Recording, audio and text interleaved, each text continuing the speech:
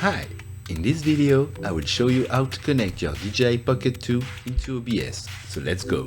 First, you will need to download this little software called Mona Server. You will find the link in the description. This small software acts as an RTMP server for you to send video from the Dji Pocket 2 to your computer. After unzip it, just launch it. It will look like this. Remember this number, 1935. Then turn your Dji Pocket on and go to the Mimo app on your phone, choose live streaming and then RTMP, and then in the field for the address write RTMP:// your IP:1935, and then you hit start streaming. And then in OBS you just choose a source, choose media source, untick local file, and then in the enter field you enter RTMP:// your IP:1935, and then you hit OK.